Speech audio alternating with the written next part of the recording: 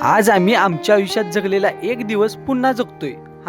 हाच दिवस कसं या सांगतो. तर रामकृष्ण हरी मंडळी, मी सोमराज आणि आज आम्ही घेतले एक चॅलेंज आणि त्याचं नाव आहे पुन्हा एकदा तो दिवस. ज्या वेळेला आम्ही लहान होतो त्यावेळेला खिशात 1 रुपया सुद्धा नव्हता, फिरायला गाडी नव्हती, तरी सुद्धा फुल धमाल मस्ती करायचो. पण आज पैसा आला, गाड्या आल्या, सगळं काही आलं, पण तो दिवस पुन्हा आला नाही. म्हणून तो एक दिवस आम्ही पुन्हा आणायचं ठरवलंय आणि आज आम्ही पैशाचा वापर न करता रस काढायचं चॅलेंज पूर्ण करणार आहे. पहिल्यांदा तर आम्हाला ऊस आणायचा होता आणि तो आणायसाठी आम्ही आमच्या शेतात गेलो. ऊस तोडायसाठी विळा आणला आणि ऊस तोडून तो चक्क धुतला सुद्धा. आधी तर आम्ही असलं काही करत नव्हतो, डायरेक्ट रस काढायचा. पण आता जरा शहाणं झालोय, तेवढं चालायचं. एका गोष्टीत मात्र आम्ही माघार घेतली. आम्ही गाड्यांचा वापर केला, कारण गावात रसाचं मशीन नसल्यामुळे आम्हाला बाहेरच्या गावात जायला लागत होतं आणि ते काही सायकलीवरनं जाणं शक्य नव्हतं. म्हणून आम्ही गाड्या घ्यायचं ठरवलं आणि तिथलं सगळं आवरून घरातनं किटली घेऊन आम्ही बाहेर पडलो. जरा पुढे गेलो तोपर्यंत लक्षात आलं की लिंबूच घ्यायचा विसरलाय आणि कुणाच्याच घरात नाही. आधी तर आम्ही कुणाच्या तर झाडाचा चोरून आणायचो,